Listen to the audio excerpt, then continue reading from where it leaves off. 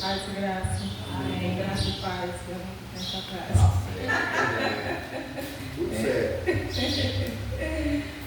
Vamos ler aqui alguns versículos do Salmo 103.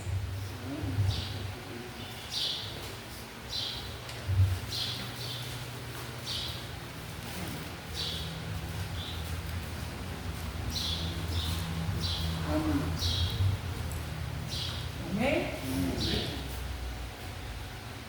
Vamos lá. Bendiga a minha alma ao Senhor,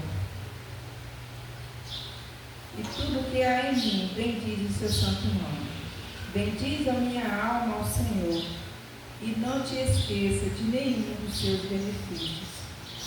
Ele é o que perdoa todas as tuas iniquidades, que sara todas as tuas enfermidades, que redime a tua vida da perdição, que te coroa de benignidade e de misericórdia, que farta a tua boca de bens, e de sorte que a tua mocidade se renova como a águia. O Senhor faz justiça e juízo a todos os oprimidos. Amém? Amém. Até aqui.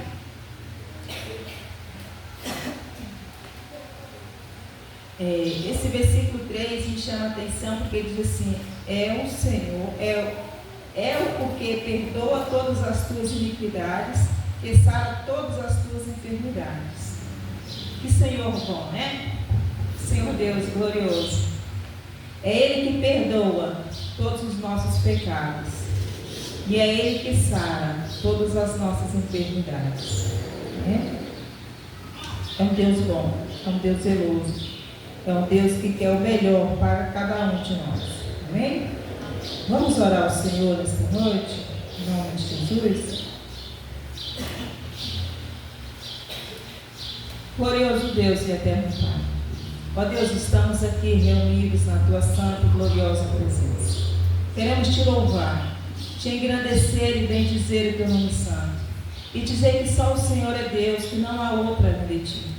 Tu és o Deus único, o Deus verdadeiro, o Deus que merece toda a honra e toda a glória, todo o louvor e toda a adoração. Estamos aqui, meu Pai, para Te agradecer por tudo que o Senhor tem feito na nossa vida. Queremos, meu Deus, em nome de Jesus, que tudo que há em nós venha bendizer o Teu nome santo, exaltar o Deus Todo-Poderoso, o Deus que nos escolheu para nos fazer filhos, apesar de nós. Te louvamos, meu Deus, bendizemos o Senhor e dizemos ao Senhor, nesta noite, o Senhor é bem-vindo no nosso meio. Ó Deus, apesar de nós não merecemos a Tua presença. Nós não somos dignos, meu Senhor, da Tua presença aqui entre nós.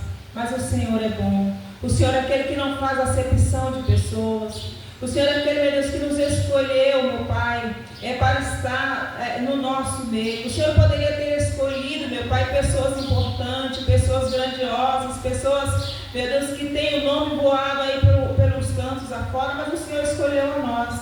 E queremos, meu Deus, Te agradecer pela Tua bondade. Queremos, meu Senhor, Te agradecer pela Tua graça. Queremos Te agradecer, meu Deus, porque o Senhor é bom, o Senhor é maravilhoso. O Senhor é o conselheiro, o príncipe da paz. Ó Deus, que nesta noite o Senhor possa, meu Pai, no nome de Jesus Cristo, receber os nossos louvores, receber as nossas adorações.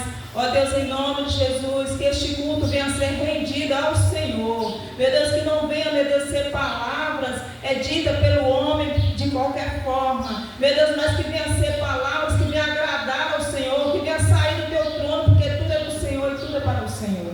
Ó Deus, em nome de Jesus Cristo, Te louvamos, meu Pai. E queremos, em nome de Jesus, pedir ao Senhor, nos conduz, Senhor, em tudo. Conduz, meu Pai, em nome de Jesus Cristo, em tudo que viemos fazer para a Tua glória. Ó Deus, que o Senhor possa produzir em nós um louvor sincero. Que o Senhor possa produzir em nós um coração, meu Deus, reto. Meu Deus, para que nessa noite possamos Te oferecer, meu Deus, algo que venha Te agradar. Porque nós mesmos não temos condição de produzir algo em nós para Te oferecer que Te agrade, se não for o Senhor que colocar dentro de nós.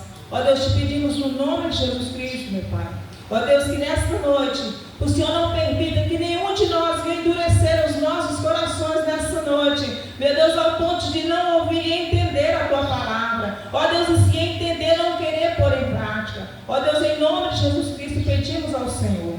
Ó Deus, te louvamos e te agradecemos. Em nome de Jesus. Amém. Amém, Jesus? Assim seja.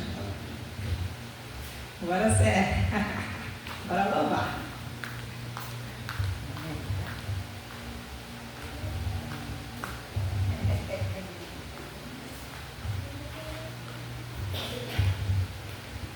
Salve os irmãos com a paz do Senhor. Amém. Vamos louvar o Senhor com alegria, porque Ele é merecedor de toda a honra, toda a glória e todo o louvor. Quero que valorize o que você tem. Você é um ser, você é alguém tão importante para Deus. Nada de ficar sofrendo angústias e dor nesse seu complexo inferior, dizendo às vezes que não é ninguém. Eu venho falar do valor que você tem. Eu venho falar do valor que você tem. Ele está em você, o Espírito Santo se move em você, até com gemidos inexprimíveis. Aí você pode então perceber que para Ele há algo importante em você. Por isso levante e cante, exalte ao Senhor. Você tem um valor, o Espírito Santo se move em você. Você tem um valor, o Espírito Santo se move em você. Você tem um valor.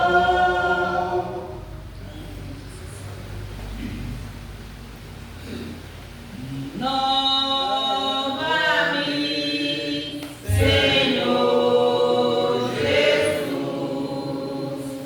já não quero ser igual.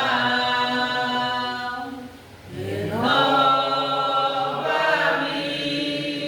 Senhor Jesus, põe em mim teu coração, porque tudo que há dentro de mim necessita ser mudado, Senhor, porque tudo que há dentro do meu coração necessita mais de ti. Renova-me, Senhor Jesus, já não quero ser igual. Renova-me, Senhor Jesus, põe em mim teu coração, porque tudo que há dentro de mim necessita ser mudado, Senhor, porque tudo que há dentro do meu coração necessita mais de ti.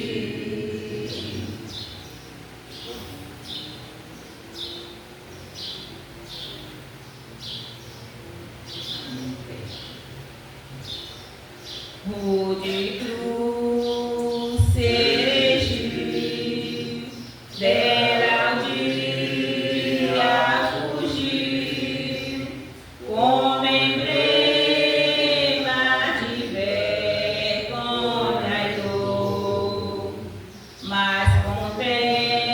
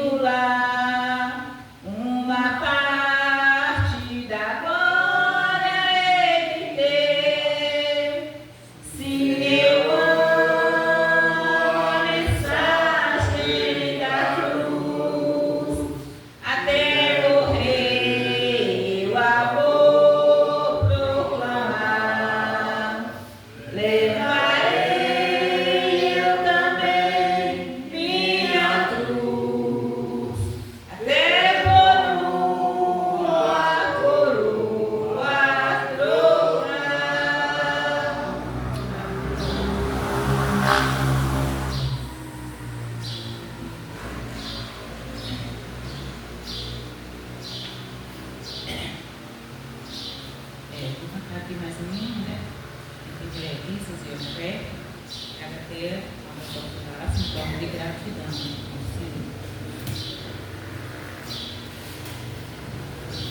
Jó, como pode ainda adorar, se não tem motivos para cantar?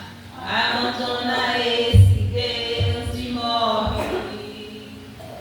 Mas não adoro pelo que ele faz, nem menos por bens materiais. Eu adoro pelo que ele é, eu sou dele, tudo é dele. Jó, você não tem motivos, perdeu seus filhos, seus amigos. O que você vai fazer? Eu vou adorar, simplesmente adorar. Eu vou adorar. Deus me deu, Deus tomou, bendito seja o nome do Senhor. A Ele a glória, a Ele a honra e o louvor.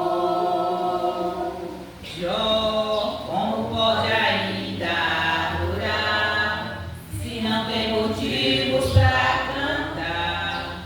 Abandona esse Deus e morre. Mas não adoro pelo que ele faz, nem menos por bens materiais. Eu adoro pelo que ele é, eu sou dele, tudo é dele. Jó, você não tem motivos, perdeu seus bens, seus filhos, seus amigos. O que você vai fazer? Eu vou adorar, simplesmente adorar. Eu vou adorar. Deus me deu, Deus tomou, bendito seja o nome do Senhor. A Ele a glória, a Ele a honra e o louvor. A Ele a glória, a Ele a glória, a Ele a glória e o louvor.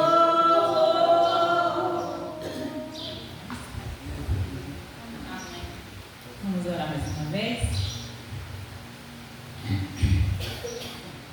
Senhor, meu Deus e meu Pai, eu quero agradecer ao Senhor por mais essa oportunidade que o Senhor tem nos concedido.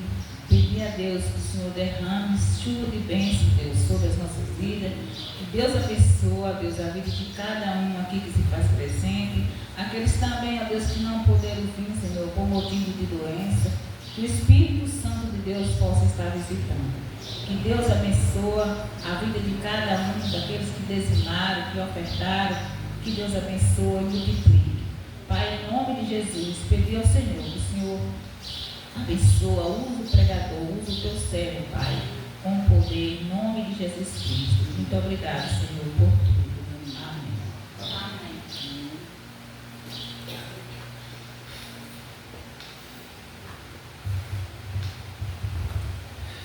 Graça e paz, meus irmãos. Vamos abrir a palavra do Senhor no Evangelho de João. Evangelho de João, capítulo 1. Versos de 1 a 14, mas nós vamos ler primeiro o 14 e depois nós vamos começar a ler do verso 1 de acordo com o desenvolvimento do sermão. Nós, pastores, estivemos reunidos com os representantes das igrejas. Da igreja do Lapão foi o presbítero Michel, representante do presbitério esse ano, e o suplente seria o presbítero Micael. E as suas igrejas, as igrejas do presbitério, mandaram seus representantes, porque nós somos uma igreja representativa. Então, quando vocês elegem o presbítero, ele é representante da igreja no conselho. Mas quando chega no presbitério, o conselho escolhe um presbítero e um suplente para ir representar a igreja no presbitério.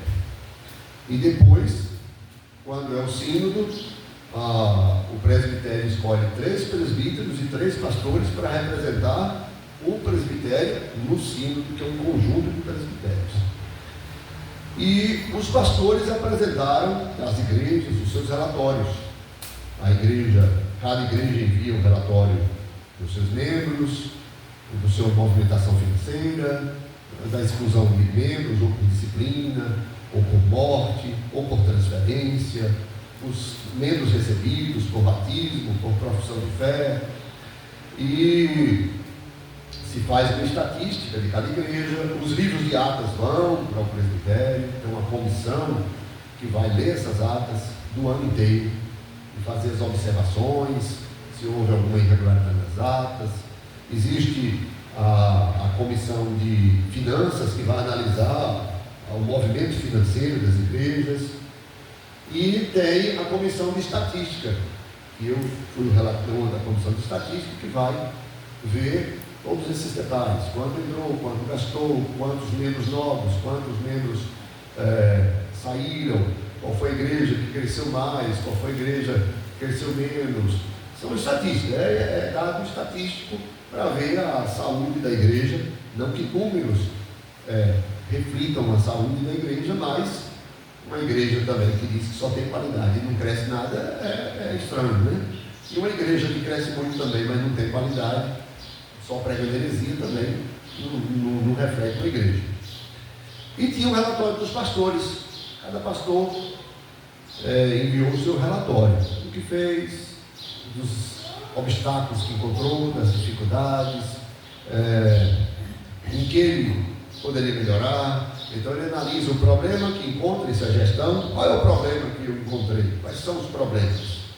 Depois vem o que você fez para tentar resolver esses problemas. Isso no ano de... Você viu problemas no ano de 2024, o que você fez em 2025 para resolver esses problemas? E se resolveu ou não resolveu, o que é que você pretende fazer para 2026 para tentar solucionar os problemas? Quais os problemas? Se uma igreja tem um problema interno de divisão, é um problema que precisa ser tratado. Se a igreja não tem doutrina, é um problema que tem que ser tratado. Se o pastor não visita, eu, por exemplo, no meu relatório não tenho visitas, né? Porque eu não tenho tempo para visitar. Não é que eu não gosto, mas já em compensação, o relatório da igreja do Lapão, quantas visitas, foi o maior de todos, mais de 800 visitas, né? Entre diáconos, presbíteros, pastor, né? E eu não estava nesse relatório, é claro, eu não fazia parte dessas visitas. E é interessante nós vermos e analisarmos as nossas vidas. É importante nós vermos como andamos, não só como indivíduos, mas também como igrejas, como líderes, como liderados. E é interessante que hoje, antes de ir no Morro Chapéu buscar minha esposa e embarcar minha filha para Salvador, eu pedi a Bíblia que eu me ausentasse para eu estar com vocês aqui. Eu ouvi nas redes sociais um diagnóstico de um pastor: por que é que as seitas crescem tanto e às vezes as igrejas não crescem tanto? E esse pastor falava que um dos problemas é justamente que, por exemplo, uma igreja, uma denominação, uma considerada seita, que eu não vou citar o nome aqui, que está sendo gravado e vai colocar, mas eles sempre visitam as nossas casas, e a principal ponto doutrinário que podemos de cara dizer que não é uma igreja cristã é dizer que Jesus não é Deus. E está aqui nesse texto a prova de que Jesus é Deus. Mas, que a gente vai ler só um minutinho dessa parte de contexto. E aquele pastor dizia que esta seita, as pessoas lá não se reúnem para se satisfazer com atividades de recreação. Eles se reúnem para estudar e chegam a estudar entre o local que estão e em casa até 40 horas por semana. É por isso que muitas vezes, quando batem na nossa porta, sabem tudo de cor, na ponta da língua, o beabá, porque estudaram e estudaram muito, porque ninguém aprende uma coisa se não fizer muitas vezes. Um pintor, você vai pintar, não é a primeira vez que o cara vai ser o melhor pintor do mundo, não é um instrumento. Por isso que eu recomendo os jovens aí, a menina do Marcão também que é jovem, você também lá atrás de Marcão, você também é jovem, viu? As meninas tentem aprender a tocar um instrumento, né? É uma alegria para a igreja. Mas vejam que é necessário o quê? Não vai ter um anjo que vai lhe dar o dom para você tocar e você vai pegar um violão pela primeira vez e vai tocar. É estudo. E o problema questionado das igrejas é que as igrejas muitas vezes ficam fazendo promoções de lazer para os crentes e os crentes são imaturos. Não sabem dar nem razão da sua fé. Então vem aí um cantor famoso, lota um estádio, né? Um cantor gospel, né? Lota um estádio, lota um canto, faz tudo, e o povo dança, pula, se alegra, mas se perguntar qual é a razão da sua fé, aí começa a gaguejar. Tem alguma coisa errada. Imagine, meus irmãos, que hoje nós estamos sem a presença do nosso amado irmão Michel e irmã Amanda, que um toca e o outro canta. E é claro que é animado. Tem um instrumento ali para dar um ritmo na coisa, uma harmonia. Mas se eu disser para vocês que eu prefiro um culto assim, sem música nenhuma, do que com qualquer tipo de música, vocês acreditam? Sabe por quê? Eu entro na igreja de Lapão, e eu não estou criticando a igreja de Lapão, mas é a igreja que eu congrego e sou pastor auxiliar. Tem dia que eu entro na igreja de Lapão que eu só ouço a voz de quem está cantando com o microfone. A irmã Celina estava com o microfone, mas eu ouvia a voz de Edmundo, eu ouvia a voz das meninas atrás da minha. Eu ouvia a voz de pessoas aqui dentro. E sei que muitos irmãos ouviram também a minha voz. É incrível como muitas vezes a igreja vai tomando uma complexidade tão grande que a maioria dos que são da igreja antigamente, os cultos eram assim porque raramente tinha músicos. Muitas vezes as pessoas não tinham nem dinheiro para comprar um violão.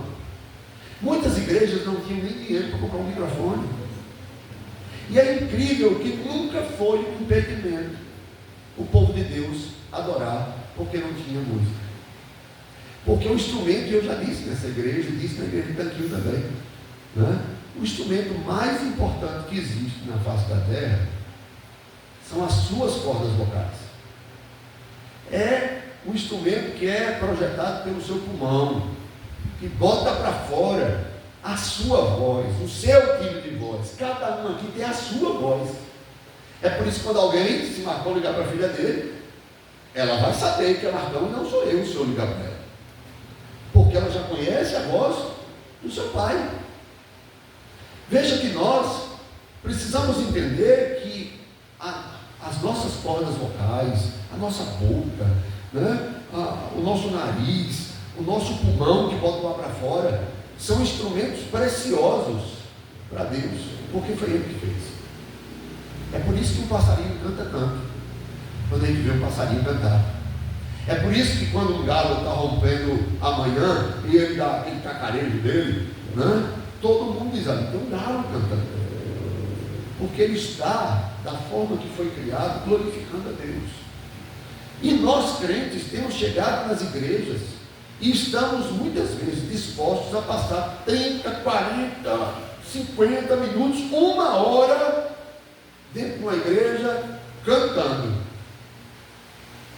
Mas na hora que se começa a ler a palavra e estudar a palavra, parece que tem um espírito maligno que toma conta do ambiente, eu não vou dizer de um irmão, que as pessoas começam a dormir.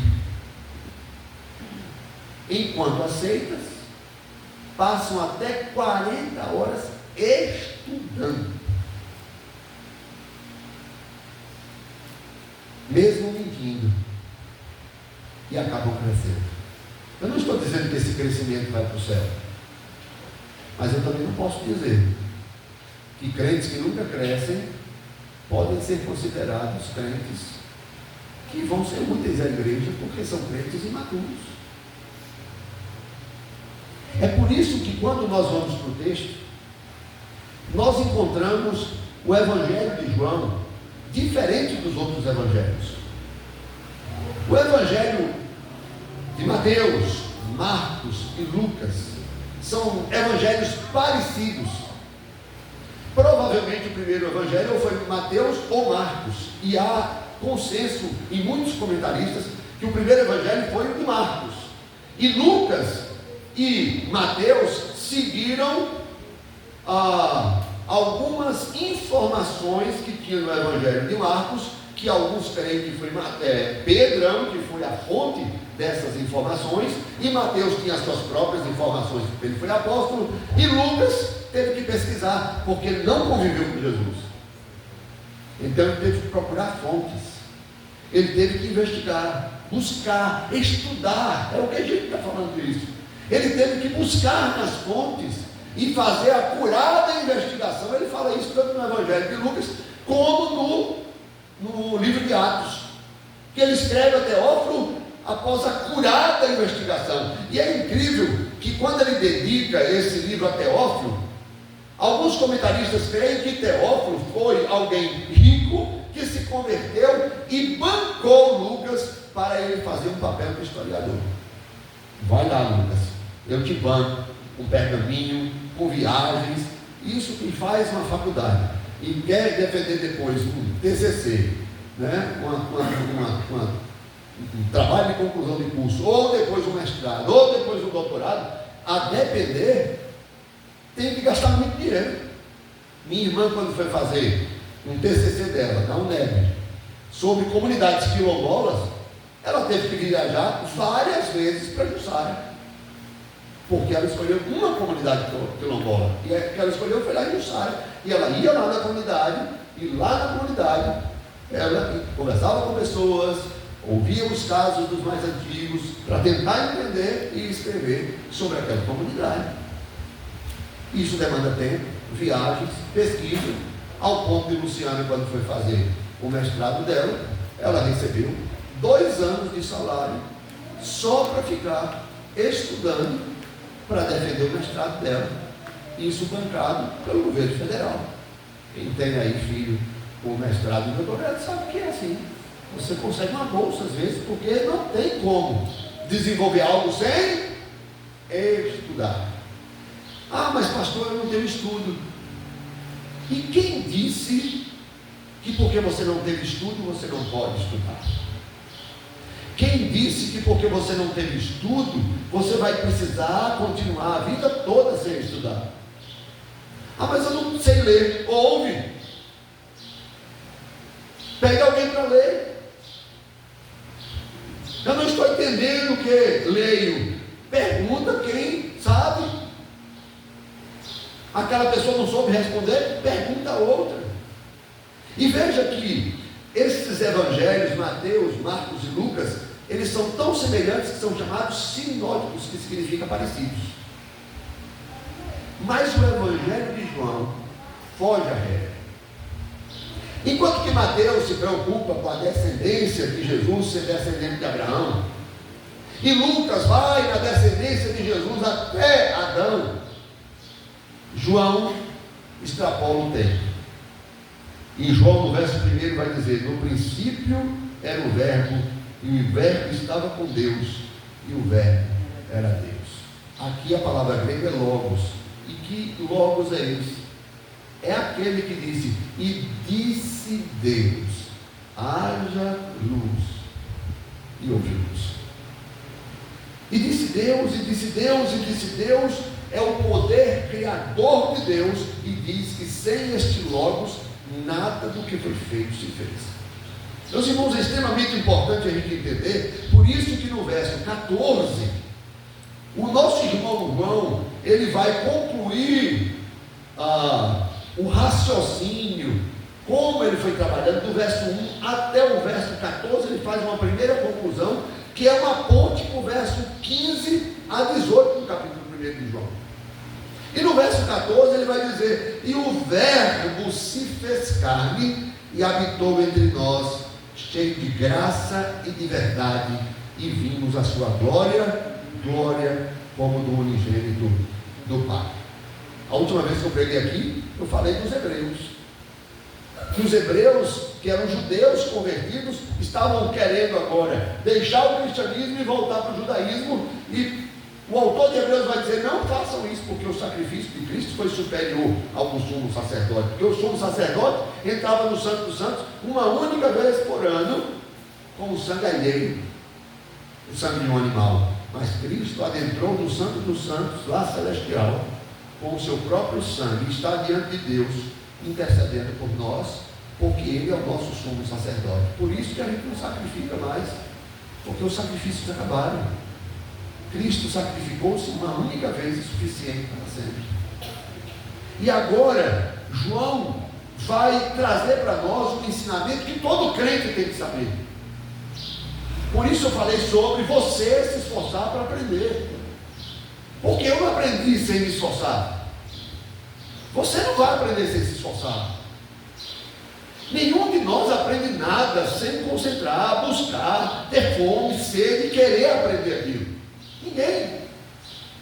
E aqui o texto está dizendo: e o verbo se fez carne e habitou entre nós, cheio de graça e de verdade, e vimos a sua glória, glória como do unigênito do Pai. É importante para a gente entender isso, porque o que João está dizendo aqui, e o verbo se fez carne, a palavra se fez carne e habitou entre nós, a palavra que ele está utilizando é uma palavra lá em hebraico que significa tabernaculou-se. Ele vai chamar o Antigo Testamento e dizer aos cristãos de que Deus veio morar entre nós. No Antigo Testamento, como é que Deus dizia que estava morando entre o povo? O povo estava escravo lá no Egito, foi liberto por Deus. Quando chegou no deserto, Deus disse: vocês vão fazer uma casa para mim, vão fazer uma tenda para mim. E essa tenda, o nome é tabernáculo. E essa tenda tinha um pátio bem grande, com cortinas e estacas separando, como se fosse um muro, toda esta tenda. E no meio desse muro feito com lonas e tábuas, móvel, tinha lá uma tenda no meio, com várias coberturas de pele, né, de tecidos preciosos, com cores específicas, com alguns bordados com ouro, outros com prata. Imagine fazer isso tudo no deserto, porque ali seria a casa de Deus. E lá naquela casa, antes de chegar nela, naquela tenda, tinha o altar do sacrifício, onde o animal era sacrificado, e tinha um altar que era o tempo inteiro queimando, onde depois do sacerdote sacrificar o animal, ele pegava o sangue daquele animal, passava naquela pessoa pecadora que cometeu o pecado, e depois trazia o sangue também, passava nos chifres desse altar, que eram umas pontas assim, né? E aí ele passava o sangue ali e colocava a gordura daquele animal e algumas partes daquele animal, e aquilo era queimado até virar cinza, porque o salário do pecado é a morte, e um inocente estava morrendo para aquele pecador ser perdoado. Depois do altar tinha uma outra, aí se entrava na tenda, e na tenda tinha o candelabro, que não poderia apagar a sua luz nunca, a não ser quando fosse ser transportado, porque era um templo móvel. Ali tinha uma mesinha com incenso, um incenso especial feito com uma fórmula que só podia ser utilizada para Deus, ninguém poderia usar um censo semelhante na sua tenda, era só para Deus, para que tivesse um cheiro bom naquele ambiente. Havia uma outra mesa com 12 pães ázimos, que eram trocados sempre para mostrar que cada pão daquele era uma tribo de Israel que estava sendo representada. Havia também então tinha o incensário, tinha o candelabro, tinha a mesa dos pães ázimos, né, propiciação, que inclusive Davi, quando chega faminto, o sacerdote dá esse pão para ele comer. E depois, quando se entrava numa outra divisão desse tempo, imagine, que fora o muro do tabernáculo, você entrou na tenda, aqui seria lá na frente, antes de entrar aqui você tinha que o animal ser sacrificado, mas aqui dentro dessa parte aqui, só quem entrava eram os sacerdotes, mas tinha uma outra parte que seria como se fosse essa aqui, ó. E aqui era o Santo dos Santos, que tinha a Arca da Aliança, com as tábuas da lei, uma vara que floresceu, uma vasilha com o maná, tinha essa arca de ouro onde essas coisas estavam, tinha os tumores, porque quando os filisteus pegaram a arca e roubaram, eles começaram a ter uma praga lá, e eles devolveram a arca, né? E incrível, eles botaram a arca numa carruagem com os animais, e os bois que nunca tinham recebido cangalha, né? o joio, né? O jugo, obrigado, nunca tinham recebido jugo sobre si, eles vão, imagine, boi bravo, mansamente vão até a nação de Israel, transportando a Arca da Aliança. E essa Arca da Aliança ficava lá, com a tampa, 2 anjos curvados, com as suas asas tocando uma na outra, e o sacerdote entrava uma única vez por ano lá. Ao redor desta casa de Deus, desta tenda de Deus, do tabernáculo, cada tribo de Israel montava as suas barracas, segundo cada tribo, inclusive a posição geográfica para cada tribo. Então, ao redor da casa de Deus, estavam as tribos de Israel, os filhos de Israel, com as suas tendas. E quando a nuvem estava sobre o tabernáculo, significava que Deus queria que eles permanecessem ali, e eles acampavam e ficavam ali até que a nuvem levantava. E aí eles desmontavam o tabernáculo e peregrinavam até onde a nuvem parava novamente. Era assim que Deus demonstrava que estava presente no meio do seu povo. Mas isso era momentâneo e se esvaía. Momentâneo e se esvaía. Porque nem os céus dos céus podem conter a glória de Deus. Como, pois, a gente acha que Deus vai estar preso num lugar? Deus não está preso aqui. Onde estiverem 2 ou 3 reunidos em seu nome, Ele está no meio de nós. Mas não é o local, não é o instrumento, não são os bancos. Isso é para a gente, isso não é para Deus. Meus irmãos, quando o texto diz assim: o Verbo se fez carne e habitou entre nós, cheio de graça e de verdade, está dizendo que o Verbo tabernaculou-se. Isso é muito importante, porque João está dizendo então que quem foi que se tabernaculou? Ele começa a falar da pessoa, e ele vai dizer no verso 1, que eu chamo você para olhar, no verso 1 de 1 a 5, que diz assim: no princípio era o Verbo, e o Verbo estava com Deus, e o Verbo era Deus. Ele estava no princípio com Deus, todas as coisas foram feitas por intermédio dele, e sem ele nada do que foi feito se fez. A vida estava nele, e a vida era a luz dos homens. A luz resplandece nas trevas, e as trevas não prevaleceram contra ela. Ele montou a sua tenda entre nós. E quem foi, pastor, que montou a sua tenda entre nós o Verbo eterno de Deus, Jesus Cristo, a segunda pessoa da Trindade.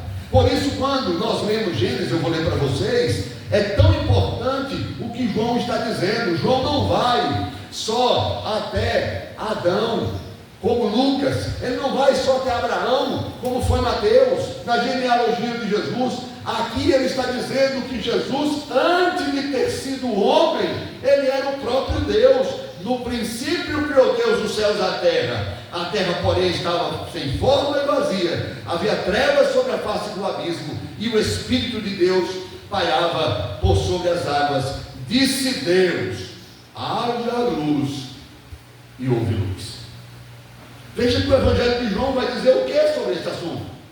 Quando João está falando aqui, ele está falando deste que antes de existir qualquer coisa, antes de existir qualquer matéria, antes de existir qualquer coisa criada, quem existia? Deus. E Deus é esse que veio morar entre nós, que montou a sua tenda entre nós. No princípio era o Verbo. E quem era o Verbo? Aquela feita lá diz que o Verbo era Deus. O que é que a gente aprende em português? Que é o quê? É um artigo indefinido. Não define nada. Um homem esteve aqui. Imagine quem é que nós, quando o pai ou a mãe um dia batem na porta lá da casa nossa lá, e o pai e a mãe estão fora, e a gente atende a porta, e tem um homem, uma mulher, e diz assim: cadê seu pai? Cadê sua mãe? Saiu, foi trabalhar. O que é que o senhor quer com ele? O que é que a senhora quer com ele? Não, eu sou um amigo de infância. Diga a ele que eu vim aqui na casa dele. Diga a ela que eu estive aqui. E ele não diz o seu nome, ela não diz seu nome e vai embora. Quando o seu pai chega e sua mãe chega, você vai dizer o quê? Pai, mãe, um homem, uma mulher veio aqui à procura do senhor. E o pai e a mãe vai responder de imediato. Isso vale para amigo também de filho, viu? Quando chega um amigo de um filho, diz: cadê Giovanni? Cadê? Não, é uma amiga sua. Quem é uma amiga? É amiga de onde? Da escola? É da faculdade? É uma amiga de rua? É uma amiga de infância? É quem é? É uma amiga da outra cidade que vocês moravam? É indefinido. E o pai vai dizer assim: mas como era o nome dele? Não sei não. Eu só sei que era um homem. Não define nada. Agora, quando eu digo assim,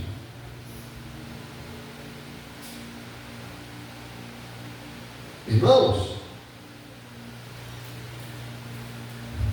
chega lá, Ju, a semana que vem, pastor, daqui a 15 dias, Michel vem aqui. E aí, Ju, quem esteve aqui? Esteve o irmão fulano, Beltrano e tal. Teve também o diácono lá de Lapão, que dirige a Kombi. Eu estou meio esquecida do nome dele, deixa eu ver como é. Foi como, Ju? Lembrei. É Marcão. Marcos. O diácono. Não é um. Pode ser Marcão, pode ser Davi, pode ser João, pode ser qualquer um. Mas o diácono Marcos, além de definir quem é o sujeito, é definido o artigo, ainda define mais ainda quando diz o nome. E o texto diz o quê? O Verbo estava com Deus, e o Verbo era Deus. Não tem definição nenhuma. Ele é o próprio Deus. Quem foi, pastor, que montou a sua tenda entre nós, conforme João, inspirado pelo Espírito, diz: quem montou a sua tenda entre nós foi o Verbo eterno, a segunda pessoa da Trindade, que criou todas as coisas. Primeiro ponto. Mas o segundo ponto, ele montou a sua tenda entre nós, e isso significa que ele é o reflexo da luz verdadeira. Se você for aí nesse disjuntor e desligar, você vai ver que essa luz é uma luz que não é verdadeira, porque ela não tem luz própria. Ela precisa de vários elementos. Ela precisa de elétrons, ela precisa de um circuito eletrônico, ela precisa de um LED. Quando um LED desse queima, a luz apaga. Mas você vai ver que o sol, mesmo sem nós hoje estarmos agora tendo a luz do sol para nós, mas a luz dele não se apagou. A terra, que como gira, é que deu as costas para a luz, e nós estamos agora num período de sombra, mas o sol continua lá com a sua luz, porque ele tem luz própria. E João vai dizer isso, que ele montou a sua tenda entre nós, quem montou foi o Verbo, e ele é a luz verdadeira. Que luz verdadeira é essa? É aquela que resplandece sobre as trevas, e as trevas não prevalecem contra ela. Essa luz aqui só precisa chover muito. Choveu muito aqui não, porque lá em Irecê choveu muito. Lá, aqui não choveu não? A chuva de Irecê foi forte, no Morro do Chapéu também. Primeira coisa que aconteceu quando choveu muito no Irecê, faltar energia. Não é uma luz verdadeira. Não é que a luz seja falsa, mas ela não tem luz em si própria. É diferente do sol. O sol, ele tem luz própria e calor próprio. Então, quando a gente vai para o Evangelho de João, no capítulo 1, no verso 6 a 9, diz assim: houve um homem enviado por Deus, cujo nome era João. Este veio como testemunha para que testificasse a respeito da luz, a fim de todos virem a crer por intermédio dele. Ele não era a luz. João Batista não era a luz. Ele veio para testificar da luz, mas veio para que testificasse de quê? Da luz. E que luz é essa, pastor? É a luz do sol? É a luz da lâmpada? É a luz da fogueira? Você acende um fogo, cria luz. É a luz do espelho? É da vela? Não, veja, a saber, a verdadeira luz que vindo ao mundo ilumina todo homem. Aqui ele não está falando então dessa luz, nem da luz do sol. Ele está falando de uma luz de santidade que resplandece sobre o pecado. É aquela luz que veio para iluminar os homens. Então a tenda foi estabelecida entre nós para que a luz verdadeira trouxesse luz sobre as nossas vidas. Por isso o Salmo vai dizer, o Salmo 119: lâmpada para os meus pés é a tua palavra e luz para os meus caminhos. Por que a Bíblia é essa lâmpada para os meus pés e luz para os meus caminhos? Porque mostra a luz verdadeira, e a luz verdadeira é Jesus. O resto tudo é trevas. Sem Cristo só há escuridão.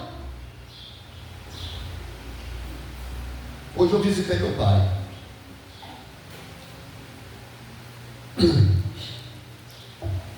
Ele separou da minha mãe há muitos anos, há mais de 30 anos. Eu tinha 18, eu tenho 58, né? Aí vocês viram quantos anos? Foi no ano que eu completei 19, estava no exército. Ele com 90, e eu cheguei lá hoje e ele estava sentado no sofá sozinho. Tinha uma filha que ele adotou, a esposa não teve filhos, nova. Ela tinha ido para a roça. Ele magrinho. Aquilo, quando eu perguntei coisas a ele, ele começou a falar com dificuldade. E quando eu vim do morro para Irecê, eu dialogava com minha esposa, só estava eu e ela no carro. E eu dizia: meu pai, muito do que ele está colhendo é porque faltou o Evangelho na vida do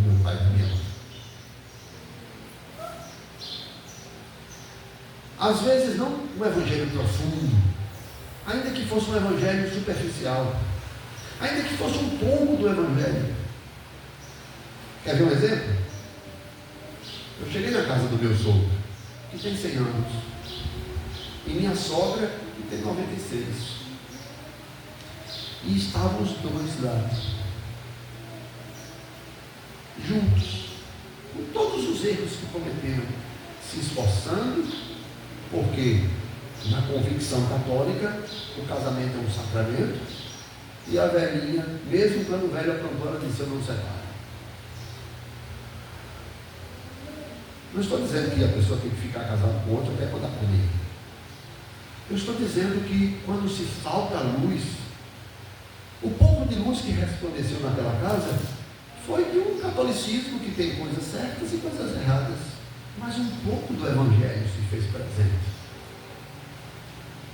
Isso vale para nós como crentes. Quando nos falta o evangelho, tudo bagunça.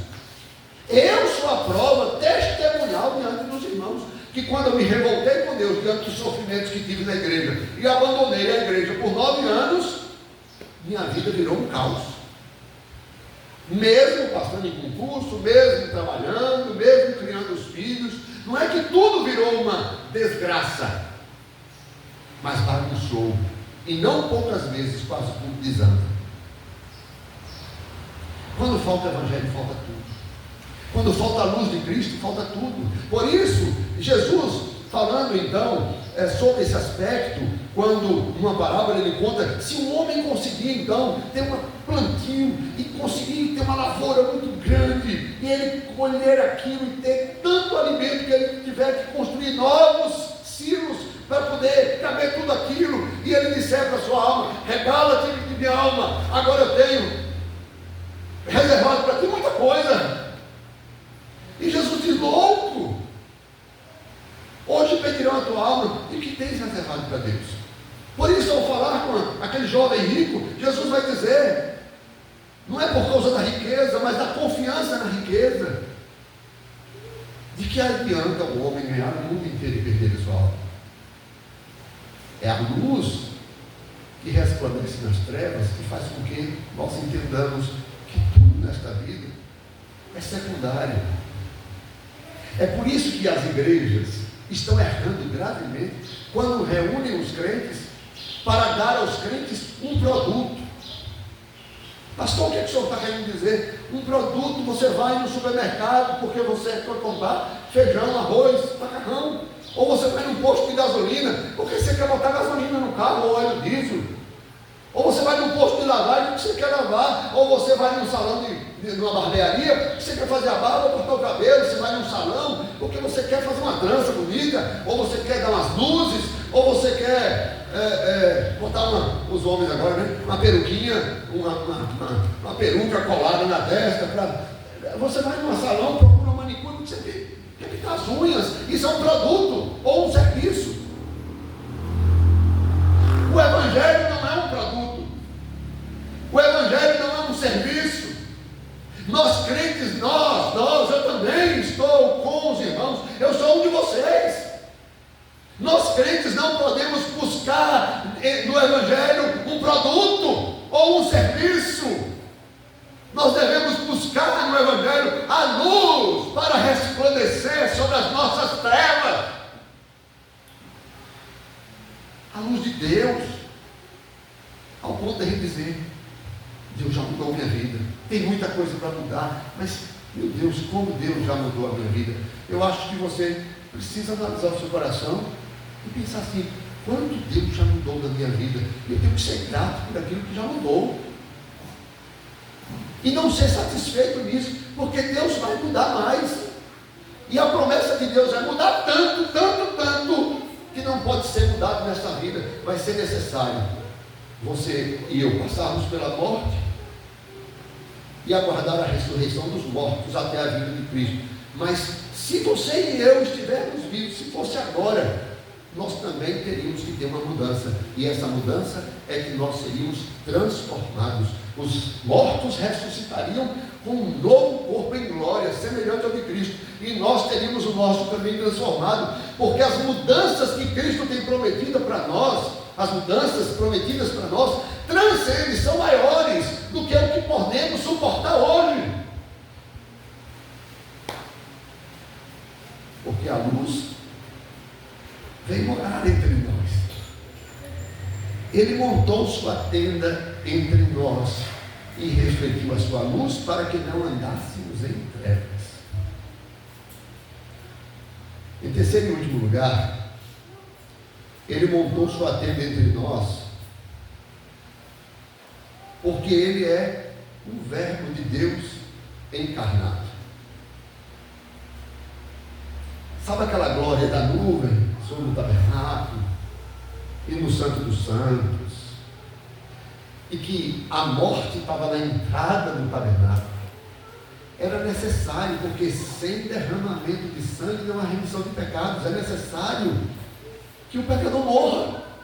Você e eu precisamos morrer. Você e eu, o salário do pecado é a morte. Você e eu, e toda criança, por menor que seja. É um fetozinho, só houve uma concepção aí do óvulo.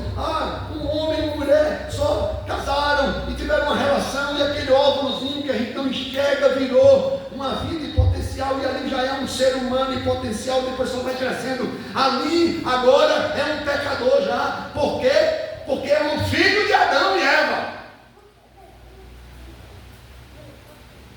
Um filho de Adão e Eva. E o salário do pecado? A morte. Por isso, na entrada do tabernáculo, a primeira coisa que tinha que ter era um pecador reconhecendo o seu pecado, trazendo um animal inocente para morrer no lugar dele. Isso lembra alguma coisa para você? Quando João, que não era luz, mas veio para testificar da luz, vê Jesus, o que é que ele diz? Eis o Cordeiro de Deus, o inocente de Deus, que vai morrer pelos pecadores. É por isso, meus irmãos, que no verso 10 a 14, João vai dizer: e o Verbo estava no mundo. O mundo foi feito por intermédio dele, mas o mundo não o conheceu. Pilatos conheceu Jesus? Não. Viu? Perguntou coisas? Não creu. Herodes trouxe Jesus e disse: faz aí uns milagres aí para eu ver, faz uns sinais. Jesus não fez nada. Ele disse: você é um fanfarrão. Esse coitado, isso não tem poder para fazer nada. Quantos ouviram as pregações de Jesus, os milagres de Jesus, e não deram ousadia? Interessante que o texto diz: ele estava no mundo e o mundo não, que foi feito por ele, por intermédio dele, foi feito por intermédio dele, mas o mundo não o conheceu. Mas também ele veio para judeus. Sabe aquele povo escravo lá do Egito, que foi salvo por Deus, libertado por Deus, um povo que não era nada, virou um povo de Deus. Esse povo que desde os seus antepassados sabia que Deus estava no tabernáculo. Esse povo então não reconheceu aquele que não veio morar momentaneamente entre nós. Ele veio morar e se tornar, preste atenção nisso, um de nós. O tabernacular-se de Jesus Cristo, ele montou a sua tenda entre nós. Eu estou utilizando um título aqui pomposo, porque a oratória tem essas coisas, né? Cria um negócio para ver se consegue melhorar o entendimento. Eu só quero dizer isso: tabernacular entre nós, montar sua tenda entre nós, é que Jesus, como diz o verso 14, e o Verbo se fez carne e nasceu como humano, como Eva. Um humano como Judito, um humano como Ju, um humano como Neguinha, um humano como Luciano, este pecador, com cabeça, tronco, membros, precisando comer, chorando pelo peito da mãe, teve que passar 9 meses no ventre de Maria. Ao nascer, chorou como as crianças choram. Nasceu todo jeito, sujeirinha, teve que tomar banho, teve que aprender a caminhar. começou a nascer dente, caiu dele. Ao aprender a caminhar, caiu como toda criança cai, ralou o joelho como toda criança rala, teve dor de barriga, como todo ser humano tem, comeu uma coisa mais pesadinha. Não é isso que as mães fazem? Tem como tirar o peito, a criança do peito, e já dar logo um mocotó para a criança? E quando a criança começa a comer a comida de gente, que não é o peitinho da mãe, não é o leite na terra, o que é que acontece? Começa a ter gases, gofar, né? A gente não tem que botar a criança depois que nasce, para arrotar, para não gofar, porque senão pode morrer asfixiado. Tudo isso, gente, teve que trocar os coelhos, fez xixi nos coelhos, fez cocô nos coelhos. Pastor, que heresia. Não, Jesus, ele habitou entre nós, se tornou um de nós, assumiu um corpo humano, a segunda pessoa da Trindade, o Verbo que estava no princípio, o Verbo, a luz dos homens, veio resplandecer sobre as trevas, se tornou um de nós, para morrer por nós, porque não adianta um sacrifício de um carneiro, de um bode, de um boi, de um passarinho, nem de outro ser humano. Vamos sacrificar uma criança para purificar os nossos pecados. Mas se a criança também é um pecador, filho de Adão. Mas Jesus assumindo uma forma humana, assumindo um corpo humano e se tornando 100% humano, não pecou. E sem pecado, pagou a nossa dívida. É o justo pelos pecadores. É o Cordeiro de Deus que tira o pecado do mundo. Crentes têm que entender isso. Porque se você não entende isso e eu não entendo isso, a gente não vai entender isso aqui. Tudo que eu falei aqui é justamente para a gente entender isso aqui. Jesus, eu botei isso aqui, até feio, mas o objetivo é não cair uma moça aqui dentro, inseto. Jesus teve que ter o seu corpo crucificado e teve que derramar o seu sangue por nós. Porque o salário do pecado é a morte. E a morte é do corpo.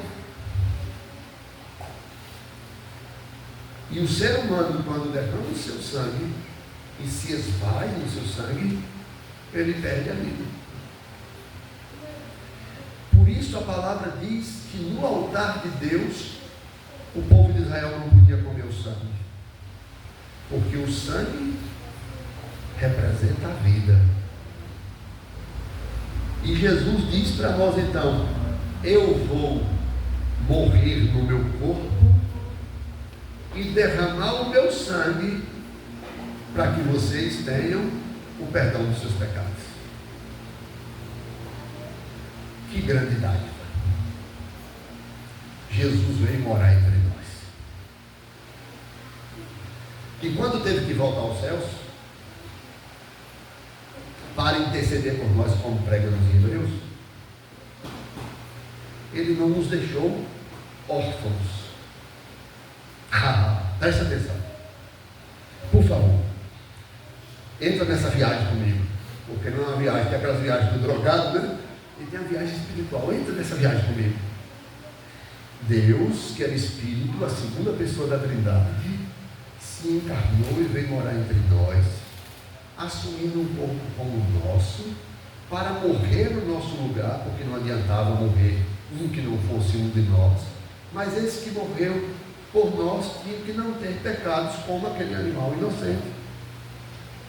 E Jesus sem pecado morreu por nós, subiu aos céus para interceder por nós e não nos deixou órfãos. E agora, Senhor,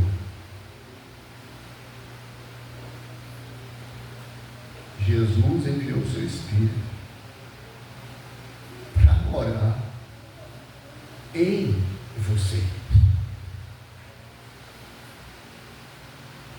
Você agora Veja, Deus, que é Espírito, veio morar entre nós, assumindo um corpo, e Jesus, que é a segunda pessoa da Trindade, voltou para os céus com um corpo humano. Lá no céu tem uma pessoa com um corpo humano, diante do Pai, intercedendo por nós, com cabeça, tronco, membros, com marcas nos seus pulsos, das suas chagas por nós, um rasgão no lado, por causa da morte que foi por nós. Mas aí Deus diz assim: eu não vou morar mais num tabernáculo, eu não vou morar na igreja presbiteriana de Barros, eu não vou morar na igreja presbiteriana de La Palma, eu não vou morar na catedral presbiteriana do Rio de Janeiro, eu não vou morar na igreja mais bonita que existe na face da terra, de ouro, como a igreja de São Francisco lá em Salvador, que até caiu um pedaço do teto, que uma parte é de ouro pintado. Maior que seja, por mais suntuosa que seja, uma das mais suntuosas do mundo é a Basílica de São Pedro, na Itália. Uma basílica é maior do que uma catedral. O máximo. Aqui no Brasil tem a Basílica de Nossa Senhora Aparecida, né? Que é o nome da igreja lá. Estou citando o nome da igreja, que é uma basílica enorme. Eu só vi de longe uma vez, quando eu estava saindo de São Paulo para vir para a Bahia, e passou pelo interior, porque veio pelo litoral do Espírito Santo. Quando eu vi aquele negócio, eu disse: o que é aquilo? É um negócio assim que você fica impressionado. Dizem que aí o templo de Salomão, ali, que foi construído pelo Universal também, quem chega lá também fica encantado com o negócio, o tamanho do negócio.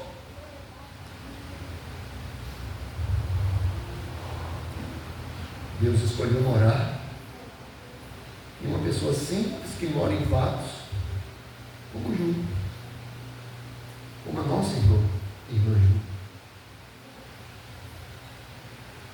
Deus mora hoje numa pessoa simples, lutadora, que tem dificuldades, como a nossa irmã Neguinha. Deus veio habitar entre nós e em nós. E você hoje é o tabernáculo de Deus. É por isso que o teu culto a Deus é tão importante. Paulo vai dizer em Romanos: rogo-vos, pois eu, que apresenteis os vossos corpos como sacrifício santo, puro e agradável a Deus, que é o vosso culto racional. É entender que eu sou o templo do Espírito Santo. Por isso, quando eu canto, eu sei que o Espírito Santo está dentro de mim, me ajudando a cantar. Quando eu digo que hoje eu sou um crente, eu entendo, foi porque Deus me converteu, porque o Espírito Santo dele habita em mim e me convenceu do pecado, da justiça e do juízo.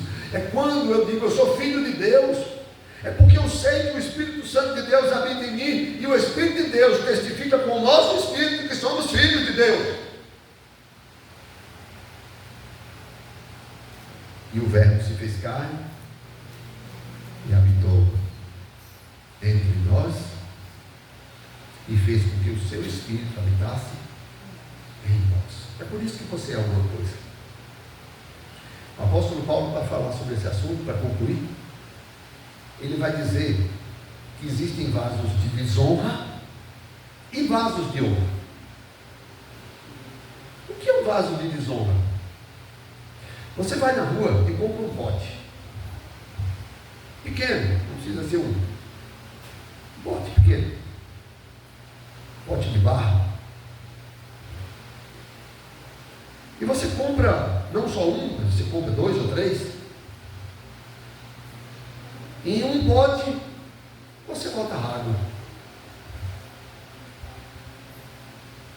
em outro pote você resolve fazer xixi nele,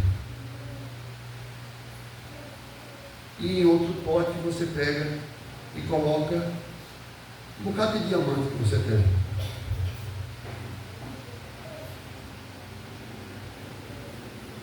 O do xixi é um vaso de desonra. O da água é um vaso honrado.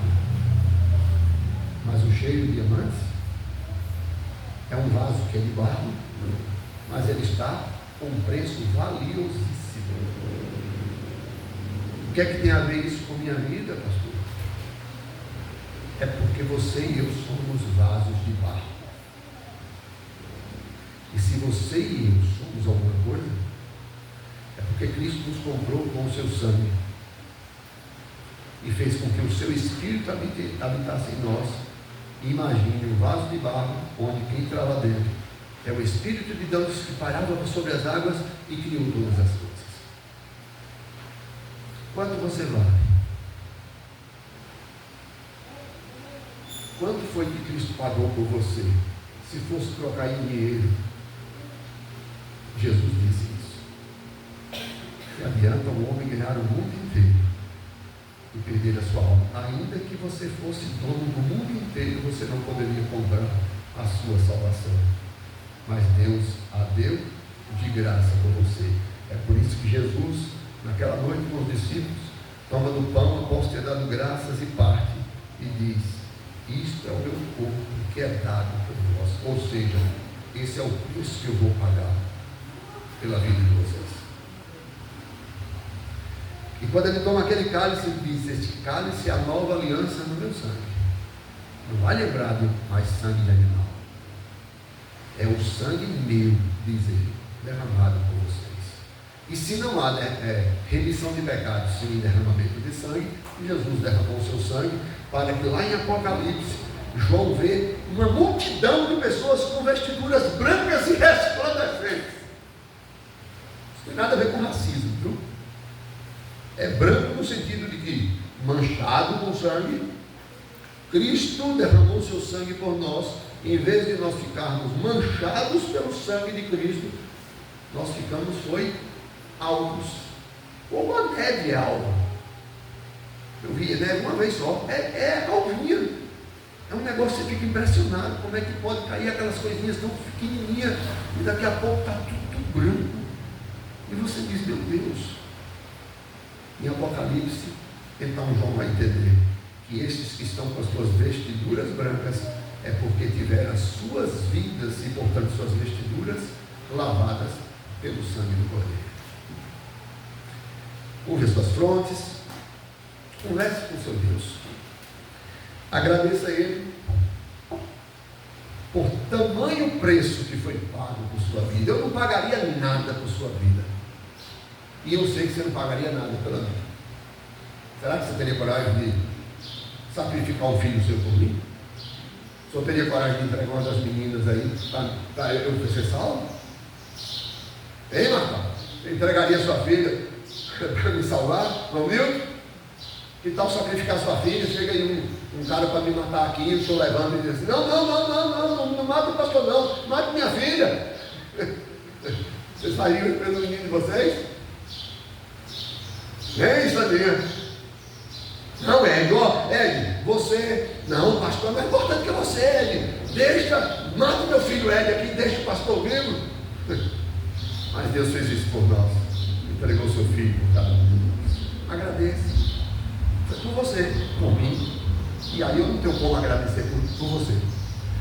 O senhor também não pode agradecer pelas meninas, o senhor tem que agradecer pelo senhor, cada um tem que agradecer por si. É esse momento que a gente diz: Senhor, eu não mereço, obrigado por tua graça. Obrigado pelo teu perdão, pelo teu amor. Conversa com Deus.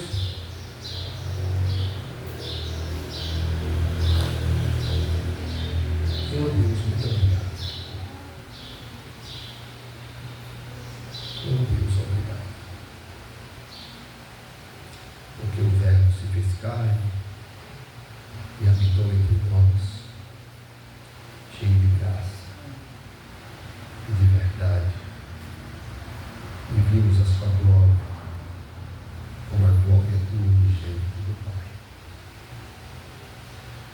Porque Deus amou o mundo de tal maneira que deu o seu Filho unigênito, para que todo o que nele crê não pereça, mas tenha vida eterna.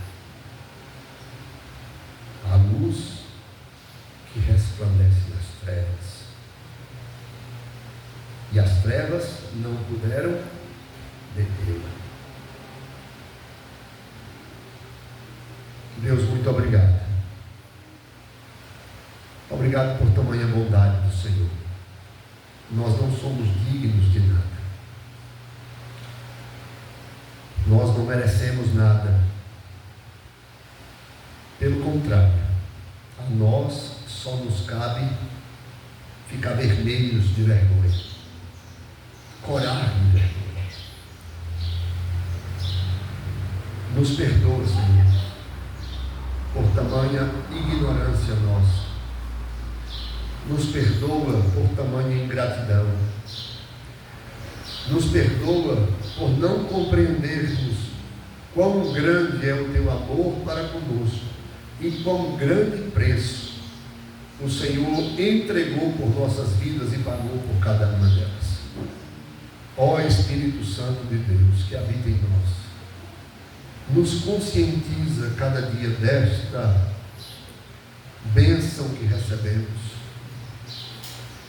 uma bênção que vale mais do que todo o mundo, do que todo o universo, do que todo o ouro, do que toda a prata, do que toda a beleza, toda a grandeza, toda a majestade. Obrigado, porque o Senhor nos amou e se entregou por cada um de nós. Obrigado, Jesus.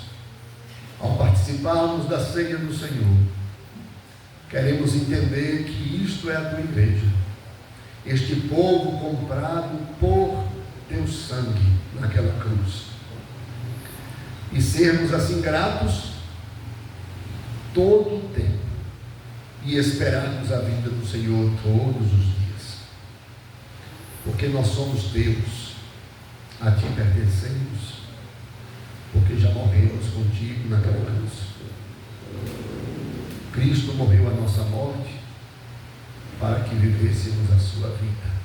Que assim seja, em nome de Jesus. Amém. Marcos, por favor. Irmão Nilton, por favor. Os irmãos que vão ceiar, fiquem em pé. Diácono Marcos e nosso irmão Nilton estarão distribuindo. Marcos, fica com o cálice e o nome, por favor.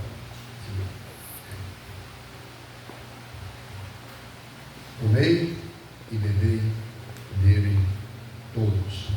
Se você não é batizado e professa ainda, a igreja não quer excluir. Não é o objetivo da igreja excluir ninguém. Pelo contrário, o objetivo da igreja é atrair e reconciliar as pessoas com Deus. Só que Jesus disse que aquele que me confessar diante dos homens, eu o confessarei diante de meu Pai que está nos céus. É necessário, foi o que Jesus disse, que você faça parte de uma comunidade e diga: eu creio que Jesus morreu para me salvar. Isso é confessar diante de Deus. Mas depois você vai confessar também no seu trabalho, na hora que você está numa fila de um banco, quando você está na fila do supermercado, quando você está plantando uma roça, quando você está capinando, quando você está estudando na escola. Confessar a Cristo é todos os dias e todos os momentos. Mas é necessário uma confissão pública, e essa confissão pública é feita na igreja, onde outros irmãos vão dizer: este irmão está dizendo que a mesma fé que ele tem também é a minha fé. Não se exclua daquilo que Cristo deseja te incluir.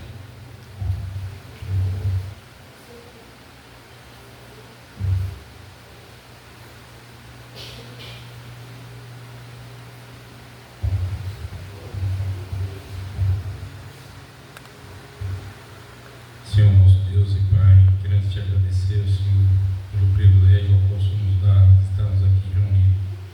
Temos o propósito, ó Deus, de estarmos na casa do Senhor para orar e agradecer o santo nome.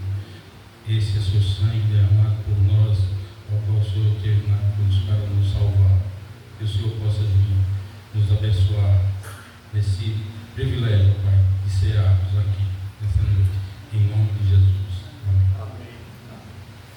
Disse o Senhor Jesus: isto é o meu corpo que é dado por vós, fazem isto em memória de mim.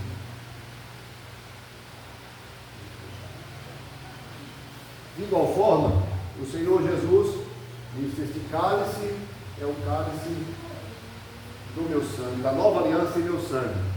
Fazem isso todas as vezes em memória, que o bebedes em memória de mim. Para a glória daquele que nos amou e se entregou por nós. Lembremos do seu sacrifício, com tristeza e com alegria. Tristeza porque foi nossa culpa, e alegria porque foi por nós. Comamos do pão.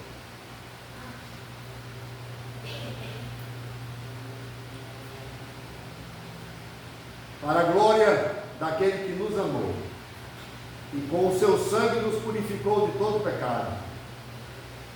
Exaltamos o Senhor, porque diz que esse cálice é o cálice da nova aliança no seu sangue. Fazem isto em memória de mim, em memória do Senhor. Comemos do pão e bebemos do cálice. Bebei dele todos.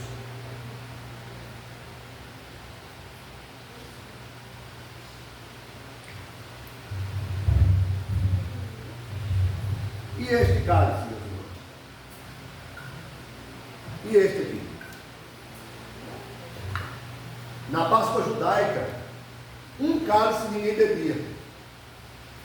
Era o cálice do Messias, do precursor do Messias, que era Elias. No cálice tem lá Eliahu, Elias. E eles deixavam aquele cálice lá, esperando que Elias viesse como precursor do Messias. Mas nós sabemos que o precursor do Messias já veio, acabou, temos de ler. João não era a luz, mas ele veio para que testificasse da luz. E este cálice? Paulo diz que, ao comermos do pão e bebermos do cálice, anunciamos a sua morte, até que ele venha. E ele disse que não beberia do cálice novamente até o dia que ele viesse beber conosco no reino do seu Pai nos céus. Este cálice não é do pastor. Eu não sou o mais importante, nunca serei, nem você, nem ninguém. Se nós anunciamos a morte do Senhor até que ele venha, e ele diz que vai um dia tomar um cálice conosco, simbolicamente dizemos: este cálice é do Senhor. Maranata, vem Senhor Jesus. Vamos ficar em pé e vamos receber a bênção. Amados, que o amor do Deus Pai, aquele que planejou a nossa salvação, e a graça do Deus Filho, o nosso Senhor Jesus Cristo, o nosso eterno mediador e sumo sacerdote e sacrifício diante do Pai, e que a unidade, as consolações e o consolo do Santo Espírito de Deus esteja conosco cada dia, nos amparando diante das dificuldades da vida e nos conduzindo aos pés de Cristo todo e qualquer momento. Que este Deus Pai, Filho e Espírito Santo vos abençoe na noite de hoje. Se houver dia de amanhã, que amanhã ele seja a vossa bênção. Se existirem dias para cada um de nós, e que durem por muitos anos, que o Senhor nos seja por Deus e que nós sejamos o seu povo. Todos os dias lembrando de que ele voltará para nos buscar, e assim viveremos com ele por toda a eternidade, e podemos dizer amém. Deus seja louvado. Poder sentar. Hoje o pastor exagerou, mas lembra do começo? Se os outros passam 40 horas por semana estudando a Bíblia e é herege, por que a gente não vai gastar um tempo bom como crente, né? Amanhã é uma nova semana, começamos já com gás, e queremos agradecer a Marcos, que foi buscar os irmãos em cada lugar aí onde moram os irmãos. Queremos também agradecer a companhia da filha de Marcos, né, que fez uma companhia a ele como pai. Hoje ele está muito bem acompanhado, a esposa estaria, mas né, é bom. Hoje eu fui lá dar um beijo na minha filha. A gente é muito carente de vocês, dos filhos, né? Quem é pai sabe disso, quem é mãe também. Nós temos aí o pai das meninas. Como é o nome do senhor mesmo? Gilvan. Gilvan, obrigado pela presença do senhor. Deus abençoe. Suas filhas têm sido uma bênção para nós. Foram pessoas que Deus chamou. A gente não foi pescar, foi Cristo que pescou, trouxe para cá. E nossa oração é que o Senhor seja também um desses peixões aí que Cristo atrai, para ser uma bênção para nós e a gente também ser uma bênção no Senhor, né? Nosso irmão sempre, Santa Ceia está por aqui, né? Deus abençoe. Algum aviso por parte de vocês? Estejam orando pelas férias de Michel para ele descansar, né? Junto com a Amanda, precisa, né? Algum aviso que vocês precisem passar uns para os outros?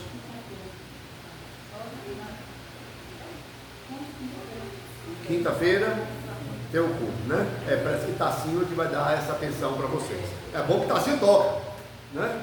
Eu estou recomendando que você aprenda a tocar. Agora, se você tiver uma oração 2.0, 3.0, 4.0, pode orar para Deus me dar o dom de tocar, que eu tenho uma maior inveja de quem toca. Então, ora aí, mas é melhor você usar seu talento, tá bom? Boa semana, Deus abençoe cada um dos irmãos durante essa semana. Em nome de Jesus.